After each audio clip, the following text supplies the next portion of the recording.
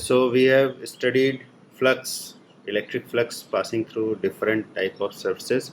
Closed surface से जब electric flux pass होगा तो किस तरह से उसको कैलकुलेट करेंगे। अगर रेगुलर शेप का सरफेस है तो कैसे कैलकुलेट करेंगे, इरेगुलर शेप का सरफेस है तो कैसे करेंगे।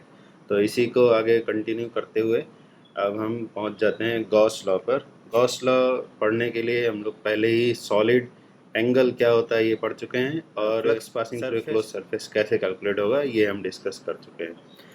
तो इसी में एक दो बात और बता देते हैं, उसके बाद में गॉस लॉ करते हैं। तो सपोज हमारे पास में एक क्लोज्ड सरफेस है, इस तरह का एक क्लोज्ड सरफेस, ठीक है। इस सरफेस के बाहर अगर कोई चार्ज रखा हो तो उसके लिए इलेक्ट्रिक फ्लक्स का कैलकुलेशन कैसे होगा। सपोज बाहर एक कोई चार्ज पार्टिकल रखा हुआ है इस तरह से, एक मान लो एक यहाँ पर चार्ज पार्टिकल हमने रख दिया, मान लो कि ये पॉजिटिव चार्ज पार्टिकल है। तो बाहर रखे हुए चार्ज पार्टिकल के लिए फ्लक्स का कैलकुलेशन कैसे होगा, तो इस डायग्राम में देखें। तो इस डायग्राम में देखने से मालूम चलेगा कि अगर हम इससे पास होने वाले इलेक्ट्रिक फील्ड लाइंस ड्रॉ करें, इस क्लोज्ड सरफेस से पास होने वाले फील्ड लाइंस, तो किस तरह से होंगे। ये सपोज फील्ड लाइन यहाँ एंटर किया, ऐसे ही और फील्ड लाइंस होंगे। ये फील्ड लाइन मान लो यहाँ एंटर किया, ये फील्ड लाइन ऐसे एंटर किया। तो ये जो एंटर करने वाले फील्ड लाइंस हैं उनके लिए जब हम फ्लक्स निकालते हैं, और भी फील्ड लाइंस होंगे इस तरह से, इधर और भी फील्ड लाइंस होंगे, सिर्फ एक ही तरफ नहीं, हर तरफ फील्ड लाइंस जाएंगे ऐसे। इस पॉजिटिव चार्ज से रेडियली आउटवर्ड डायरेक्शन में बहुत सारे फील्ड लाइंस होंगे। तो क्योंकि सरफेस पास में रखा हुआ है तो कुछ फील्ड लाइंस इसके अंदर से भी पास होंगे। ये यहाँ से एंटर किए फील्ड लाइन और ऐसे मान लो बाहर निकले, ठीक है। ये फील्ड लाइंस इस सरफेस से बाहर निकले।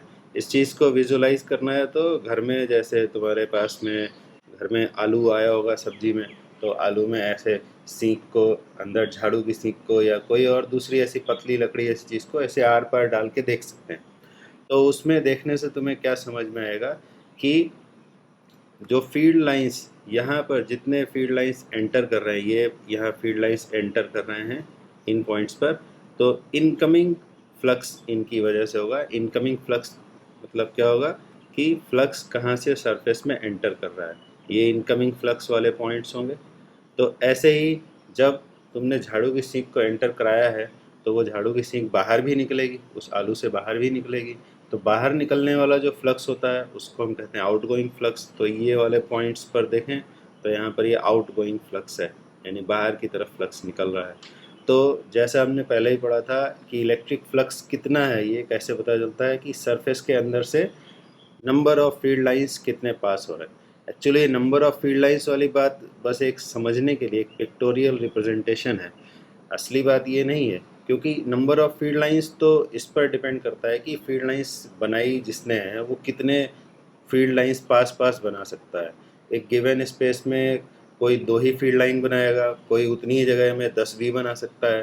तो ऐसा कहना है कि इलेक्ट्रिक फ्लक्स मतलब नंबर ऑफ फील्ड लाइंस है, ये बस एक समझने वाली बात है, बस एक पिक्टोरियल रिप्रेजेंटेशन है, असली बात वो नहीं है, ठीक है। तो फिर भी सिर्फ समझने के लिए हम ऐसा बोल सकते हैं कि जितने फील्ड लाइंस एंटर करते हैं उतना फ्लक्स होता है, ऐसा कहा जा सकता है, बट ये पूरी तरह से सही बात नहीं है। तो यहाँ इस डायग्राम में देखें कि जितने फील्ड लाइंस यहाँ एंटर कर रहे हैं, जैसे यहाँ तुमने देखा 1 2 3 3 फील्ड लाइंस एंटर कर रहे हैं, और बाहर निकलने वाले फील्ड लाइंस कितने हैं, बाहर निकलने वाले भी 1 2 3 3 फील्ड लाइंस हैं। तो हम ऐसा कह सकते हैं कि जितने फील्ड लाइंस यहाँ पर एंटर कर रहे हैं उतने ही फील्ड लाइंस बाहर निकल रहे हैं, यानी कि इनकमिंग फ्लक्स जितना है आउटगोइंग फ्लक्स भी उतना ही है, ठीक है। क्यों ऐसा है, क्योंकि चार्ज पार्टिकल हमारा क्लोज सरफेस के बाहर रखा हुआ है, ठीक। और अगर नेगेटिवली चार्ज पार्टिकल होता तो भी पूरा डायग्राम पूरा एक्सप्लेनेशन सब कुछ सेम होता, सिर्फ ये जो इलेक्ट्रिक फील्ड के एरोज हैं बस ये इस तरफ हो जाते हैं और कोई डिफरेंस नहीं होता। तो सेम चीज़ हम नेगेटिव चार्ज के लिए भी बोल सकते हैं कि अगर चार्ज पार्टिकल क्लोज सरफेस के बाहर रखा हुआ है तो बाहर रखे हुए चार्ज पार्टिकल के लिए जितना इनकमिंग फ्लक्स होगा उतना ही आउटगोइंग फ्लक्स होगा, ठीक है। यानी कि फ्लक्स का जो कैलकुलेशन है, सरफेस से पास होने वाले फ्लक्स का कैलकुलेशन, वो इस बात पर भी डिपेंड करता है कि चार्ज सरफेस के बाहर रखा हुआ है या सरफेस के अंदर रखा है। अगर क्लोज सरफेस के बाहर चार्ज रखा है तो उसकी वजह से पास होने वाला नेट फ्लक्स ज़ीरो हो जाएगा। सिर्फ जो अंदर रखा होता है चार्ज सरफेस के, सिर्फ उसकी वजह से ही हमें फ्लक्स मिलता है। जैसे मान लो कि हमने ये बात पहले एक्सप्लेन हो चुकी है, जस्ट ऐसे ही समझने के लिए बता देते हैं। ये क्लोज सरफेस है और अगर सरफेस के अंदर रखा होता है हमारा चार्ज पार्टिकल, देखो सरफेस के अंदर अगर हम चार्ज पार्टिकल रखते हैं, ज़रूरी नहीं सेंटर पर हो, कहीं पर भी रख सकते हैं। मान लो कि ये सरफेस के अंदर रख दिया चार्ज पार्टिकल, तो सरफेस के अंदर जब रखा होगा और उसके लिए अगर हम इलेक्ट्रिक फील्ड लाइंस ड्रॉ करेंगे तो फील्ड लाइंस इस तरह से जाएंगी। तो इसमें देखो फील्ड लाइंस केवल आउट गोइंग फील्ड लाइंस हैं, और अगर आउट गोइंग फील्ड लाइंस हैं तो उनकी वजह से जो फ्लक्स होगा वो पॉजिटिव फ्लक्स होगा। यानी कि इस केस में सिर्फ बाहर जाने वाला फ्लक्स है, अंदर आने वाला कोई फ्लक्स है ही नहीं। यानी कि इस केस में पॉजिटिव फ्लक्स होगा और वो नॉन ज़ीरो होगा। जबकि ये जो पहले वाला केस डिस्कस किया गया है इसमें इनकमिंग फ्लक्स भी है। यहाँ पर देखें ये इनकमिंग फ्लक्स, ये इनकमिंग फ्लक्स यहाँ, और यहाँ पर ये आउटगोइंग फ्लक्स। तो इनकमिंग फ्लक्स भी है, आउटगोइंग फ्लक्स भी है, और वो दोनों बराबर भी है, इसीलिए नेट फ्लक्स हो जाता है इस केस में ज़ीरो, जब चार्ज पार्टिकल क्लोज सरफेस के बाहर रखा हुआ है। ठीक है, तो यहाँ तक बात समझ में आ गई। अब और एक सिंपल केस देख लेते हैं कि अगर क्लोज्ड सरफेस के अंदर एक डाइपोल रख दिया जाए तो क्या होगा। क्लोज सरफेस के अंदर डाइपोल रख दें तो कितना फ्लक्स पास होगा। तो मान लो कि हमने एक क्लोज सरफेस ले लिया, ये हमारा क्लोज्ड सरफेस हो गया। इस सरफेस के अंदर हम एक डाइपोल रख देते हैं, ये माइनस क्यू और ये प्लस क्यू, और ये हो गया हमारा पी वेक्टर। ठीक है, तो इसमें पी वेक्टर किधर है इससे कोई मतलब नहीं है, हमें बस ये देखना है कि फ्लक्स कितना पास होगा। तो पॉजिटिव चार्ज वाला जो पार्टिकल है यहाँ पर रखा हुआ, इसकी वजह से जो इलेक्ट्रिक फील्ड लाइंस होंगे वो कैसे होंगे, ऐसे रेडियली आउटवर्ड। इस चार्ज पार्टिकल से रेडियली आउटवर्ड डायरेक्शन में इलेक्ट्रिक फील्ड लाइंस जाएंगे, सभी डायरेक्शंस में ऐसे। ठीक है, तो पॉजिटिव चार्ज पार्टिकल का जो फ्लक्स होगा वो तो होगा पॉजिटिव फ्लक्स, क्योंकि वो आउटगोइंग फ्लक्स है, ये आउटगोइंग फ्लक्स। ठीक, और जो नेगेटिव चार्ज पार्टिकल है उसका जो फ्लक्स होगा, नेगेटिव चार्ज वाले का फ्लक्स किधर होगा, बाहर से अंदर की तरफ होगा, इस तरह से टुवर्ड्स द चार्ज पार्टिकल। तो जब हम towards the charge particle flux बनाएंगे तो सरफेस के पॉइंट ऑफ व्यू से अगर देखा जाए, सरफेस के पॉइंट ऑफ व्यू से जो नेगेटिव चार्ज का इलेक्ट्रिक फील्ड है वो किस तरह का, वो इनकमिंग फील्ड है। इस डायग्राम में देखें, ये यहाँ पर देखो इनकमिंग फील्ड है, सरफेस में अंदर एंटर कर रहा है। तो ये वाला जो इलेक्ट्रिक फील्ड है ग्रीन वाला, यानी नेगेटिव चार्ज पार्टिकल का, वो इनकमिंग फील्ड है। ठीक है, तो इनकमिंग फील्ड है, और जो ब्लू वाला है यानी कि पॉजिटिव वाले का वो है आउटगोइंग फील्ड। तो आउटगोइंग फील्ड भी है यहाँ, इनकमिंग फील्ड भी है। तो नेट फ्लक्स कितना हो जाएगा, क्योंकि फ्लक्स इस पर भी डिपेंड करता है कि चार्ज का मैग्नीट्यूड कितना है। तो डाइपोल के केस में टोटल चार्ज सरफेस के अंदर कितना है वो देखना चाहिए। तो टोटल चार्ज अंदर कितना है, टोटल चार्ज है सरफेस के अंदर। अभी हमने देखा कि बाहर जो चार्ज होता है उसकी वजह से तो कोई फ्लक्स होता ही नहीं है, तो सरफेस के अंदर कितना चार्ज है। तो डाइपोल के केस में जितना पॉजिटिव चार्ज होता है उतना ही होता है नेगेटिव चार्ज, तो नेट चार्ज हो जाता है डाइपोल के अंदर ज़ीरो। तो नेट चार्ज जब अंदर ज़ीरो है इसका मतलब है कि अंदर का फ्लक्स भी ज़ीरो होगा, सरफेस में जो फ्लक्स आ रहा है वो नेट फ्लक्स भी ज़ीरो हो जाएगा। तो नेट फ्लक्स ज़ीरो कब हो सकता है, जब पॉजिटिव वाले का फ्लक्स को हम कह रहे थे आउटगोइंग फ्लक्स, और नेगेटिव वाले फ्लक्स को कह रहे थे हम इनकमिंग फ्लक्स। तो इनका नेट ज़ीरो है। क्यों ज़ीरो है, फिर से डिस्कशन कर लेते हैं। ज़ीरो क्यों है, क्योंकि क्लोज सरफेस के अंदर चार्ज ज़ीरो है। तो जब चार्ज ज़ीरो है तो नेट इलेक्ट्रिक फील्ड ज़ीरो होगा, और जब नेट इलेक्ट्रिक फील्ड ज़ीरो होगा तो उसकी वजह से ऑब्वियसली जब फील्ड ही नहीं है तो फ्लक्स कहाँ से होगा, तो नेट फ्लक्स भी ज़ीरो होगा। और नेट फ्लक्स ज़ीरो होने का मतलब क्या है कि आउटगोइंग फ्लक्स और इनकमिंग फ्लक्स, इनको जब हम ऐड करेंगे तो ज़ीरो आ जाएगा। और ये तभी हो सकता है जब आउटगोइंग फ्लक्स इक्वल टू क्या हो, इनकमिंग फ्लक्स हो। यहाँ पर हमें प्लस साइन नहीं, यहाँ माइनस साइन लेना चाहिए, क्योंकि फ्लक्स एक स्केलर क्वांटिटी है और स्केलर क्वांटिटीज़ में उनका जो अलजेब्राइक साइन होता है पॉजिटिव या नेगेटिव उसके साथ में ऐड करते हैं। तो आउटगोइंग फ्लक्स को हमने पहले भी डिस्कशन किया था कि इसको पॉजिटिव फ्लक्स कहते हैं और इसको कहते हैं नेगेटिव फ्लक्स। तो पॉजिटिव फ्लक्स और नेगेटिव फ्लक्स दोनों का स्केलर सम हमने किया। स्केलर सम करने से वो आना चाहिए ज़ीरो। क्यों ज़ीरो आना चाहिए? क्योंकि अंदर में नेट चार्ज ज़ीरो है। ठीक है, तो ये जब ज़ीरो आ जाएगा तो ज़ीरो आ जाने से इसका मतलब क्या होगा कि आउटगोइंग फ्लक्स जितना होगा उतना ही इनकमिंग फ्लक्स भी होगा। ठीक है, तो अब ये फ्लक्स के बारे में हमारा डिस्कशन पूरा हो गया। अब हमें पढ़ना है अपना मेन टॉपिक। मेन टॉपिक है हमारा क्या? मेन टॉपिक है गॉस लॉ। ठीक, तो गॉस लॉ क्या है? गॉस लॉ का एप्लीकेशन बहुत ही इम्पोर्टेंट है। इसके बेसिस पर आगे के जितने भी टॉपिक हैं इस चैप्टर के वो गॉस लॉ पर ही बेस्ड है। ठीक, तो गॉस लॉ क्या है? तो गॉस लॉ फ्लक्स से ही रिलेटेड है कि एक क्लोज्ड सरफेस हो, वो किसी भी शेप की हो, किसी भी साइज़ की हो, तो उससे जो पास होने वाला फ्लक्स होगा वो हमेशा ही किस बात पर डिपेंड करेगा? वो होगा हमेशा ही Q by epsilon naught, इतना फ्लक्स होगा। Flux passing through a closed surface is always 1 by epsilon naught times net charge enclosed bye the surface. ठीक है, और ये किसी भी शेप और साइज के सरफेस के लिए सही है। तो जो गॉस लॉ का स्टेटमेंट है उस पर ज़रा ध्यान दें कि गॉस लॉ का स्टेटमेंट क्या है। तो गॉस लॉ का स्टेटमेंट क्या है, ज़रा स्क्रीन पर देखें। तो गॉस लॉ का स्टेटमेंट है net electric flux passing through any closed surface is how much? 1 by epsilon not. यहाँ पर 1 by एप्सिलॉन नॉट पूरा लिखना पड़ेगा। 1 by एप्सिलॉन नॉट टाइम्स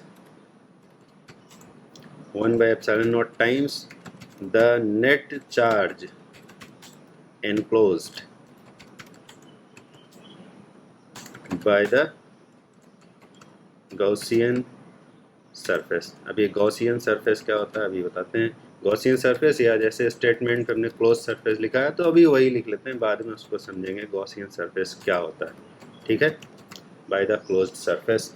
तो ज़रा स्टेटमेंट पर ध्यान दें, इसमें एक दो इम्पॉर्टेंट बात है जिसको समझना ज़रूरी है। ठीक है, तो वह इम्पोर्टेंट बात क्या है?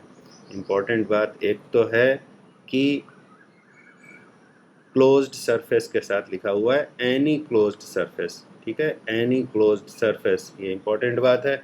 और दूसरी इम्पोर्टेंट बात है कि नेट चार्ज एनक्लोज्ड, ये इम्पोर्टेंट बात है।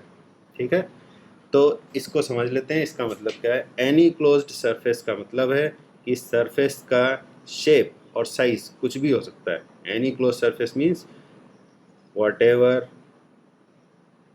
whatever be the shape or size of the surface, surface का शेप और साइज कुछ भी हो, ये स्टेटमेंट सभी तरह के सरफेस के लिए सही है। ठीक है, चाहे वो सरफेस रेगुलर शेप का हो, यानी जिसको हम जानते हैं कि स्फेरिकल शेप है, क्यूबिकल शेप है, क्यूबॉइड शेप है, ये तो रेगुलर शेप के सरफेस हुए। एनी शेप का मतलब कैसा भी टेढ़ा मेढ़ा सरफेस भी हो सकता है, जैसे आलू का सरफेस होता है टेढ़ा मेढ़ा सा एकदम। तो कैसे भी शेप और साइज़ का सरफेस हो, छोटा साइज़ हो, बड़ा साइज़ हो, सभी के लिए सही है। और दूसरी इम्पोर्टेंट बात कि जो फ्लक्स का कैलकुलेशन होगा वो किस पर डिपेंड करेगा? वो नेट एनक्लोज्ड चार्ज पर डिपेंड करेगा कि सरफेस के अंदर कितना चार्ज। जैसे अभी हमने डिस्कशन किया, मान लो ये हमारे पास क्लोज सरफेस है, कुछ चार्ज पार्टिकल बाहर रखे हुए हैं ऐसे, और कुछ चार्ज पार्टिकल सरफेस के अंदर रखे हुए हैं। ठीक है, मान लो कि ये हमारा Q1 है, ये Q2 है, ये Q3 है, ये Q4 है, ये Q5 है। तो जब इस स्टेटमेंट के अकॉर्डिंग, जब गॉस लॉ के अकॉर्डिंग हम फ्लक्स लिखेंगे तो उसमें जो बाहर रखे हुए चार्ज पार्टिकल हैं, जैसे इस एग्जांपल में ये Q1 और Q2, इनका फ्लक्स में कोई रोल नहीं होगा। फ्लक्स में रोल होगा केवल उन चार्ज पार्टिकल्स का जो सरफेस के अंदर रखे हुए हैं। जैसे कि इस एग्जांपल में अगर देखें तो Q3, Q4, Q5 ये सरफेस के अंदर रखे हुए हैं। तो अगर हम फ्लक्स लिखें इस स्टेटमेंट के बेसिस पर तो फ्लक्स कितना लिखेंगे? तो सपोज हमने फ्लक्स लिखा कि net flux passing through this closed surface, तो क्या लिखेंगे? 1/ε0 net charge enclose in the surface. तो सरफेस के अंदर कौन कौन सा चार्ज है? सरफेस के अंदर है +Q3 है और -Q4 है और -Q5 है। ठीक है, तो ये हमारा हो जाएगा net charge enclosed by the surface. Surface के अंदर नेट चार्ज कितना है? नेट चार्ज मीन्स पॉजिटिव और नेगेटिव चार्ज को हम विद साइन ऐड करेंगे, अलजेब्राइक सम करेंगे, तो उससे हमें मिल जाएगा net charge enclosed by the surface. जो चार्ज सरफेस के बाहर रखा है उसको हमें कंसिडर नहीं करना है, क्योंकि अभी अभी हमने डिस्कशन किया था कि जो चार्ज बाहर रखा होता है उसके कारण कोई फ्लक्स पास होता ही नहीं है, तो उसको कंसिडर करने की ज़रूरत भी नहीं है। ठीक है, तो ये हमारा गॉस लॉ हुआ और उसका स्टेटमेंट हुआ। अब बात करते हैं इसके प्रूफ की। गॉस लॉ को प्रूव कैसे करेंगे?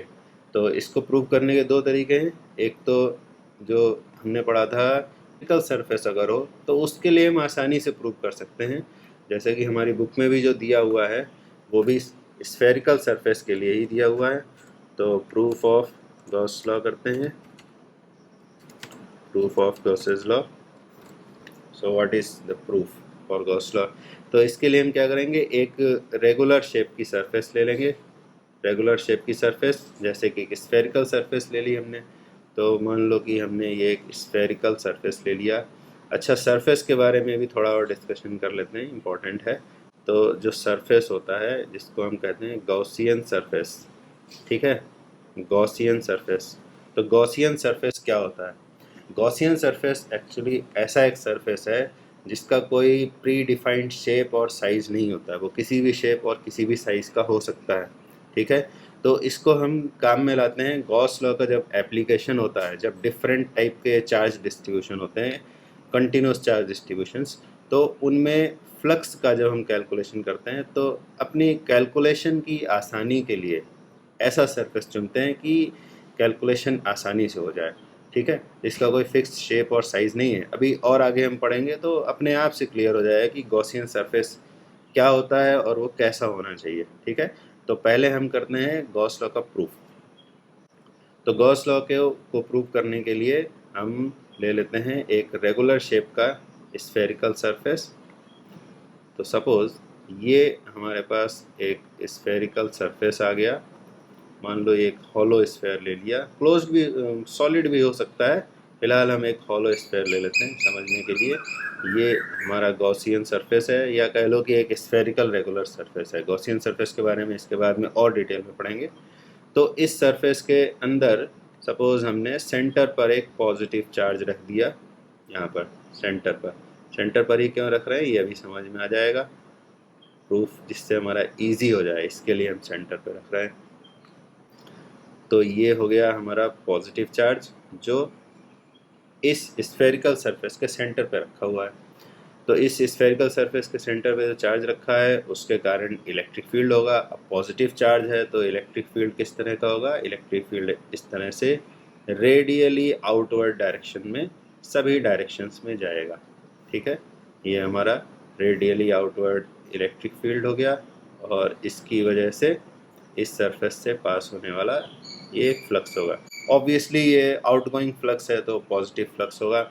और ऐसा भी कह सकते हैं कि अंदर में क्योंकि पॉजिटिव चार्ज रखा है तो इसलिए इसका फ्लक्स भी पॉजिटिव होगा, ऐसा भी कहा जा सकता है। क्योंकि पॉजिटिव चार्ज है तो उसका फ्लक्स बाहर की तरफ ही निकलेगा, और बाहर की तरफ यानी कि आउटगोइंग फ्लक्स को पॉजिटिव लेते हैं, तो इसीलिए ऐसा भी बोल सकते हैं कि यहाँ पर हमें आउटगोइंग फ्लक्स मिल रहा है। तो गॉस लॉ क्या बोलता है? गॉस लॉ बताता है कि total flux passing through this closed surface is 1/ε0 times charge enclosed by the surface होगा। तो यही चीज़ हमें प्रूव करनी है। तो कैसे प्रूव करेंगे? हम total flux passing through this surface हम कैलकुलेट करेंगे और देखेंगे कि क्या वो सच में 1/ε0 क्यू एनक्लोज्ड आता है कि नहीं, और आ गया तो मतलब प्रूव हो गया। ठीक है, तो देखो, तो इसमें हम क्या करेंगे, पहले एक सरफेस एलिमेंट ले लेंगे। यहाँ पर हमने एक सरफेस एलिमेंट ले लिया, ये है हमारा सरफेस का एक छोटा एलिमेंट, ठीक है। यहाँ थोड़ा बड़ा दिखाया गया है, ये एक्चुअली बहुत ही छोटा होता है, इनफाइनाइटली स्मॉल होता है। तो यहाँ पर हमने एक सरफेस एलिमेंट ले लिया। अब इस सरफेस एलिमेंट पर हम इस सरफेस एलिमेंट के लिए एक बनाएंगे एरिया वेक्टर। एरिया वेक्टर कैसे बनता है? सरफेस का जो पॉइंट है जहाँ हमें एरिया वेक्टर बनाना है, उस सरफेस के नॉर्मल डायरेक्शन में एरिया वेक्टर बना लिया हमने, ठीक है। तो ये एरिया वेक्टर क्या होता है? सरफेस पर नॉर्मल होता है।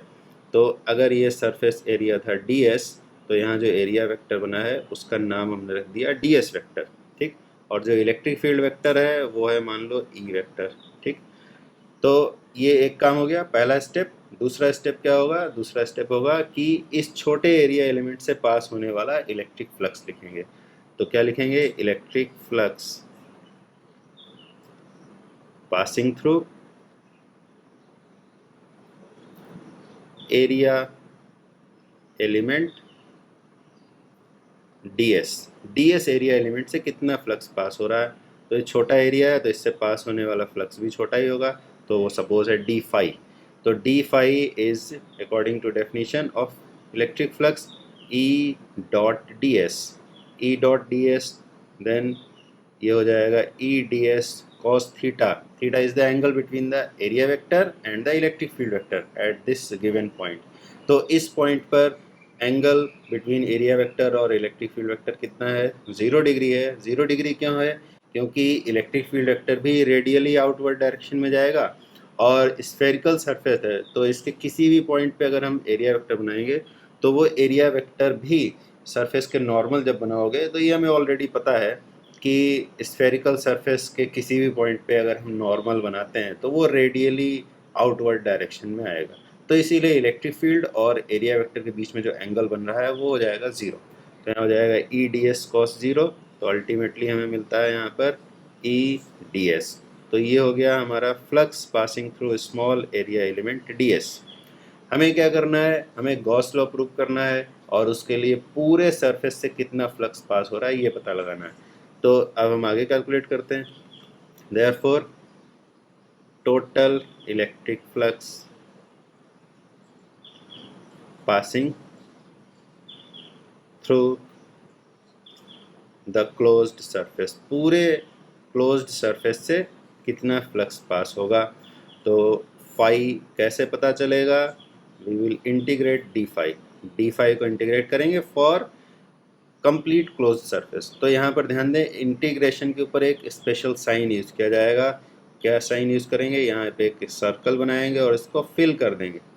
ये जो फील्ड सर्कल होता है, इंटीग्रेशन के ऊपर फील्ड सर्कल का साइन, ये इंडिकेट करता है कि हम एक क्लोज्ड सरफेस के लिए इंटीग्रेशन कर रहे हैं, ठीक है। तो अब क्लोज्ड सरफेस के लिए इंटीग्रेशन कर रहे हैं, यहाँ पर एस भी लिख सकते हैं कि क्लोज सरफेस के लिए इंटीग्रेशन हो रहा है। तो डी फाई की वैल्यू लिखेंगे, ये क्लोज सरफेस का साइन, तो डी फाई की वैल्यू क्या है? ई डी एस, ठीक है। अब इसमें ध्यान से देखें कि ई जो है यानी इलेक्ट्रिक फील्ड, जब हम पूरी सरफेस के लिए इंटीग्रेट करेंगे तो इस इलेक्ट्रिक फील्ड की वैल्यू सरफेस के किसी भी पॉइंट पर, यहाँ पर, यहाँ पर, यहाँ पर, सब जगह इलेक्ट्रिक फील्ड की वैल्यू एक जैसी है। क्यों एक जैसी है? क्योंकि यहाँ सेंटर पर रखा हुआ है चार्ज पार्टिकल और यहाँ पर मान लो ये पी पॉइंट है हमारा। तो पी पॉइंट का सेंटर से डिस्टेंस है R. R means radius of this circular sorry spherical surface, R है रेडियस। तो सरफेस का कोई भी पॉइंट ले लें, ये पी लें, यहाँ पर कोई दूसरा पॉइंट लिया, मान लो कि आर लिया, एस लिया, टी लिया, कोई भी पॉइंट लेंगे, सब जगह आर की वैल्यू सेम होगी। और यहाँ जो चार्ज रखा हुआ है क्यू, वो भी हर पॉइंट के लिए सेम होगा। तो मान लो पी पॉइंट के लिए अगर हम इलेक्ट्रिक फील्ड लिखते हैं तो वो कितना आएगा? 1/4 pi epsilon naught Q by R square P point के लिए। तो इसमें जो 1/4 पाई एप्सिलॉन नॉट है ये तो इलेक्ट्रोस्टैटिक कांस्टेंट है, और दूसरे किसी भी पॉइंट पे मान लो यहाँ पर एस के लिए लिया तो चार्ज भी उतना ही है और ये आर डिस्टेंस भी उतनी ही है। यानी कि सरफेस के किसी भी पॉइंट के लिए हम इलेक्ट्रिक फील्ड की वैल्यू लिखें वो सब जगह कांस्टेंट है, सरफेस के हर पॉइंट के लिए। तो जब इलेक्ट्रिक फील्ड की वैल्यू कांस्टेंट है तो क्यों ना इस इंटीग्रेशन से बाहर इसको कॉमन ले लिया जाए। जब सब जगह सेम है तो फिर इंटीग्रेशन में रखने की ज़रूरत नहीं है।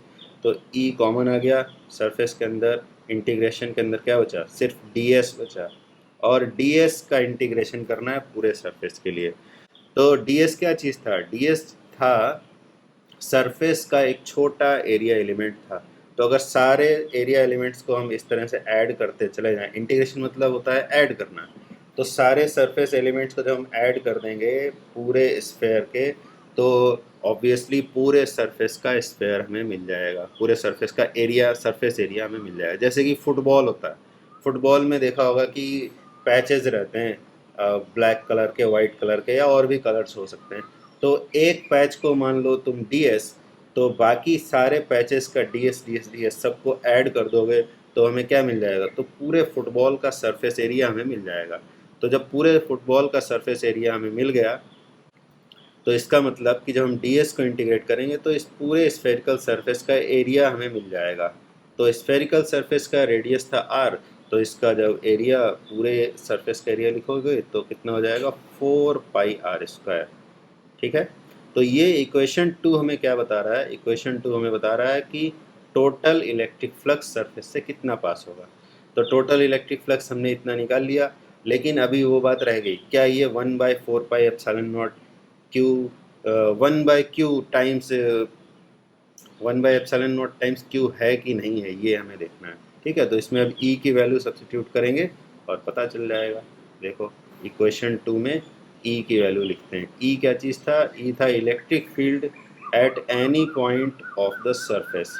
तो electric field at any point of the surface कितना था, तो where E is electric field at any point of the surface, surface के किसी भी पॉइंट पर इलेक्ट्रिक फील्ड कितना था, अभी डिस्कशन किया था 1/4πε0 Q/r², ये हमारा इलेक्ट्रिक फील्ड था।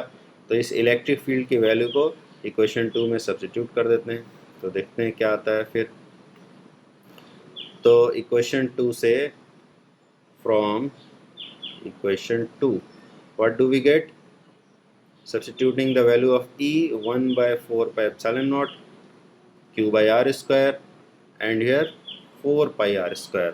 तो इसमें क्या क्या डिवाइड हो जाता है, इसमें 4π डिवाइड हो जाएगा और ये r² भी डिवाइड हो जाएगा। तो अल्टीमेटली बचेगा क्या हमारे पास, अल्टीमेटली हमारे पास बचेगा फाई इक्वल टू 1/ε0 Q, ये बच गया। और यही तो गॉस लॉ का स्टेटमेंट था, गॉस लॉ का स्टेटमेंट यही था कि फाई कितना होना चाहिए, 1/4πε0 times net charge enclosed by the surface होना चाहिए था। इस केस में हमने सरफेस के अंदर एक सिंगल चार्ज पार्टिकल ही लिया था जिसका चार्ज था +Q, और भी हो सकते हैं बट प्रूव करने के लिए हमने एक सिंपल केस ले लिया। तो एक ये सिंपल केस है क्योंकि इसमें हमने दो चीज़ें की हैं, दो चीज़ें क्या की हैं कि सरफेस के अंदर एक ही चार्ज पार्टिकल ले लिया हमने, और सरफेस को भी हमने एक आइडियल केस ले लिया। आइडियल केस क्या ले लिया कि सरफेस हमारा स्फेरिकल है, ठीक है, और उसके सेंटर पे चार्ज रखा हुआ है। तो हमने ये आइडियल केस लेकर के ये गॉस लॉ को प्रूव कर लिया। लेकिन ये ज़रूरी नहीं है कि क्लोज्ड सरफेस स्फेरिकल ही हो और उसके अंदर एक सिंगल चार्ज पार्टिकल ही रखा हो, एक से ज़्यादा भी हो सकते हैं। तो वो जनरलाइज्ड केस हो जाएगा। जनरलाइज्ड केस के लिए गॉस लॉ कैसे प्रूव करेंगे, ये हम लोग नेक्स्ट लेक्चर में इसको कवर करेंगे। तो अभी के लिए इतना ही। गॉस